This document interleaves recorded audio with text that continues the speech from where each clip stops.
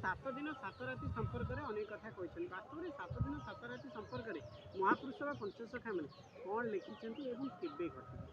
जय जगन्नाथ, जय पंचसखा, जय अच्युत। मालिका हूँ भविष्यत कथा आउ जेते सब घटना ये सब गति अतीत ता देहरे कौन जुक्ति आसब ना।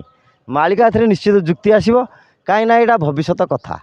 तेणु भविष्य में कौन घटव केवल तांकु ही जना। आमे जहाँ करुणारू जी दृश्यमान हो सी कर्णपुटे जहाँ कहते आम कहू ता बोली आम संग्रह करूँ आम चेष्टार किसी संग्रह करूँ ताकू बुझापी चेष्टा करूँ।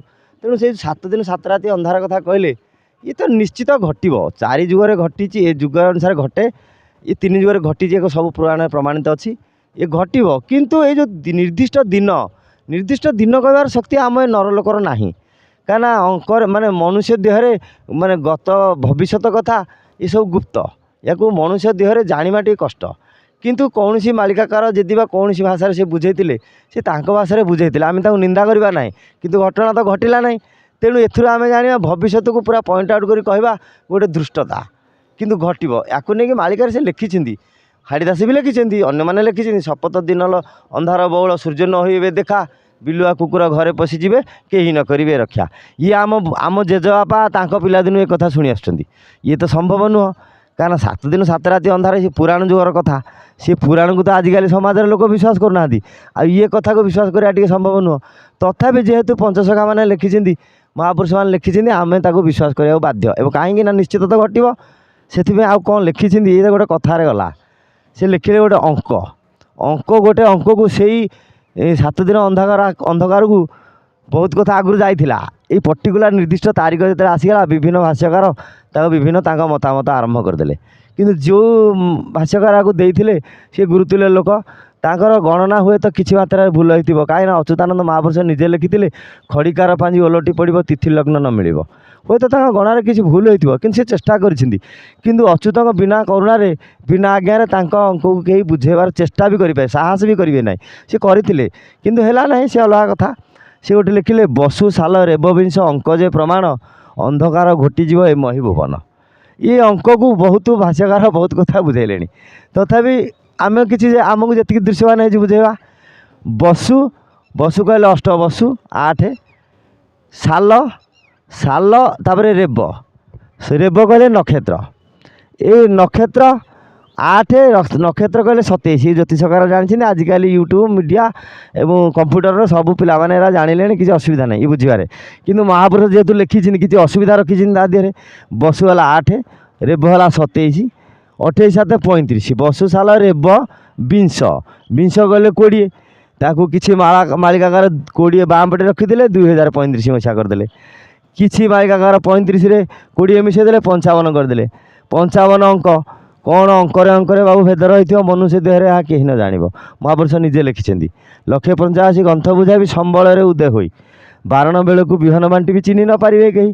तेणु से बहुत कथा ये जो बर्तमान बसु साल रेब विंश अंक जे प्रमाण ये आउ जोड़े पद को भाष्यकार मैंने छाड़ी दौरान कहीं सी तो बुझी ना कपि बोधे काड़ू कहीं बसु कहले तो 8 कहले रेब कहले 27 अंक बसु साल मझे गोटे लगिला सालर भाषा साल कहले है 2 बसु साल रेब ये है 35 2 37 विंश कहले 20 57 तापर महापुरुष बहुत बंका टंगार लिखिं भक्त मानू जानूवा लोक बंकई देवाई लिखिले बसु साल रेब विंश अंक जे प्रमाण अंक कहले 2 तेणु ये है 59 आ गोटे 59 अंक चली जो मैंने मालिकाकार जो मैंने महापुरुष संस्पर्श आसती कथा को शुणती आग पछे विचार करती अनुभव करती सी या बुझीपारे 59 अंकटा कौटी अच्छी।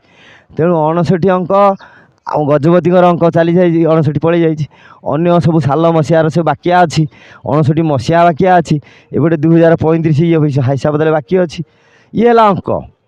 यापर गोटे लिखिले मीन कृष्ण चतुर्दशी शुक्र जे बासर सी मीन मास हो कृष्ण पक्ष हो चतुर्दशी दिन हो शुक्रवार हो से दिन ही 7 दिन 7 राति अंधार हम। एपटे लिखिले अंक ସେପଟେ ଲେଖିଲେ ମୀନ, ଏପଟେ ପୁଣି ସବୁ ଘଟଣା ମୀନ ଶନି ଭୋଗ ବେଳେ ବି ହେବ। ବର୍ତ୍ତମାନ ମୀନ ଶନି ଭୋଗ ଚାଲିଛି, ତେଣୁ ମୀନ ଶନି ଭୋଗ ବେଳେ ହେବ। କିନ୍ତୁ ୟା ଭିତରେ ଯେଉଁ ଭୁଲ ଭାଲ ହେଉଛି, ଯେମିତି ସତର୍କ ହୋଇଗଲେ କିଛି ଭଗବାନ ତାଙ୍କ ଲୀଳାକୁ ବଦଳେଇ ଦିଅନ୍ତି। ଆଉ ସଦାବେଳେ ସବୁ ମାନେ ରାମ ରାବଣ ଯୁଦ୍ଧରେ ବି ରାମଚନ୍ଦ୍ରକୁ ରାବଣକୁ ମାରିବା ପାଇଁ 2-3 ଥର ବି ଅପେକ୍ଷା କରିବାକୁ ପଡ଼ିଥିଲା। ତେଣୁ ମହାଭାରତ ଯୁଦ୍ଧରେ ପାପୀମାନଙ୍କୁ ନିର୍ଦ୍ଦିଷ୍ଟ ଭାବରେ ସିଏ ଗୀତାରେ ଅର୍ଜୁନକୁ ବୁଝେଇଲେ, ପାପୀମାନଙ୍କୁ ମାରି ସାରିଛି, ତାଙ୍କର ଦିନବାର ଥୟ କରିସାରିଛି, ତଥାପି ତାଙ୍କୁ ଅପେକ୍ଷା କରିବାକୁ ପଡ଼ିଲା। ତେଣୁ ଏ ଜିନିଷରେ କିଛି ଓଲଟ ପାଲଟ ହେବ, କିନ୍ତୁ ନିଶ୍ଚିତ ଘଟିବ। ଏଥିରେ ଘଟିବା ପାଇଁ ପୁରା ସବୁ ରାସ୍ତା କ୍ଲିଅର, ସବୁ ପ୍ରମାଣ ଦିଆସରିଛି, ସବୁ ପ୍ରମାଣ ହିସାବ ସରିଛି, ଏଥିରୁ ସନ୍ଦେହ ନାହିଁ। 7 ଦିନ 7 ରାତି ଘଟିବ। ହେଲେ ଆମେ ଯେଉଁ କହୁଛେ ତାରିଖ ଜାଣିଦେବା, ତାରିଖ ଜାଣିଲେ କ'ଣ ଆମେ ଲାଇଟ୍ କରିଦେବା ନା ଆମେ ରକ୍ଷା ପାଇଯିବା? ଯାହା ହେବ ବାବୁ, ମାନେ ଶକ୍ତି ନାହିଁ କାହାର ଏହି ଜଗତେ, ନିୟତିକୁ ନେବ ନିଜ ଇଚ୍ଛା ମତେ। ତେଣୁ କାହାର ଶକ୍ତି ନାହିଁ, ଯାହା ହେବ ତାହା ବିଧି ନିର୍ଦ୍ଦିଷ୍ଟ। କାହିଁକିନା ମୁଁ କହୁଛି ବୋଲି ମୋର କଥା ନୁହେଁ, ଇଏ ପୂର୍ବ ଖଞ୍ଜି ଅଛି ଧାତା। ମହାପୁରୁଷ ଲେଖିଲେ, କହିଲେ ମୁଁ କହୁଛି ବୋଲି ମୋର କଥା ନୁହେଁ, ଇଏ ପୂର୍ବ ଖଞ୍ଜି ଅଛି ଧାତା। କର୍ମ ବାମ ହେବ, କଳ୍ପନା ଗ୍ରାସିବ, ପ୍ରକୃତି କାଟିବ ଚିତା। ଆମମାନଙ୍କର କର୍ମ ବାମ ହେଲା, କଳ୍ପନା ଗ୍ରାସ କଲା, ଯାହାଫଳରେ ଅଦିନରେ ବର୍ଷା, ଅଦିନରେ ସବୁ ଜିନିଷ ଘଟୁଛି। ତେଣୁ ଏହା ଘଟିବ, ଏଥିରେ କିଛି ସନ୍ଦେହ ନାହିଁ। ଜୟ ଜଗନ୍ନାଥ। ରାତି ଉପରେ ଆମର କୌଣସି ସନ୍ଦେହ କରିବାର ନାହିଁ। କିନ୍ତୁ ଯେତେବେଳେ 7 ଦିନ 7 ରାତି ହେବ, ସେଥିପାଇଁ ଶିଷ୍ୟ ରାମଦାସ ଅଚ୍ୟୁତାନନ୍ଦଙ୍କୁ ପଚାରିଥିଲେ, ଆପଣ 7 ଦିନ 7 ରାତି ଅନ୍ଧାର କଥା କହୁଛନ୍ତି, ଭକ୍ତମାନଙ୍କର ଅବସ୍ଥା? ନା ମୁଁ ଯେଉଁଠି ଚାହିଁବି, ମାନେ ଗଛ ଉପରେ ପର୍ବତକୁ ଦେଇପାରେ, ସମୁଦ୍ରରେ ପର୍ବତ ବି ଭାସିପାରେ। ତେଣୁ 7 ଦିନ 7 ରାତି ଅନ୍ଧାର ଭିତରେ ଭକ୍ତମାନଙ୍କୁ ମୁଁ ଠିକ୍ ଘଣ୍ଟ ଘୋଡ଼େଇ ରଖିବି। ତାଙ୍କମାନଙ୍କ ପାଇଁ ବିଭିନ୍ନ ଔଷଧପତ୍ର, ବିଭିନ୍ନ ଚେରମୂଳି କେମିତି ଦୃଶ୍ୟମାନ ହେବ, ସେମାନେ କେମିତି ଚଳିବେ, ସବୁ ବିଭିନ୍ନ ଗ୍ରନ୍ଥରେ, ପଟାମଡ଼ାଣରେ, ପଦ୍ମକଳ୍ପ ଟୀକାରେ, ମହାଗୁପ୍ତ ପଦ୍ମକଳ୍ପରେ ଲେଖାଯାଇଛି। ମୁଁ ବର୍ଣ୍ଣନା କରିଛି ବୋଲି ଅଚ୍ୟୁତାନନ୍ଦ ନିଜେ କହିଛନ୍ତି। ଆଚ୍ଛା, 7 ଦିନ 7 ରାତି ଉପରେ ଯେଉଁ ପ୍ରଶ୍ନ ଉଠୁଛି, ଆଜିକାଲିର ବିଜ୍ଞାନ ଯୁଗର ପିଲାମାନେ 7 ଦିନ 7 ରାତି କେମିତି ସମ୍ଭବ ହେବ? ଆଉ ପୁରାଣ ଯେହେତୁ ମାଳିକା ପୁରାଣ ବର୍ଣ୍ଣିତ ମହାପୁରୁଷ ଏବଂ ଠାକୁରଙ୍କ ଜିନିଷ, ତେଣୁ ଇଏ 7 ଦିନ 7 ରାତି 3 ଯୁଗରେ ହେଇଥିଲା। ତା'ର ପ୍ରମାଣ ପୁରାଣରେ ଅଛି। ମୁରାସୁର ଯୁଦ୍ଧ ବେଳେ 7 ଦିନ 7 ରାତି ଅନ୍ଧାର ହେଇଥିଲା ସତ୍ୟ ଯୁଗରେ।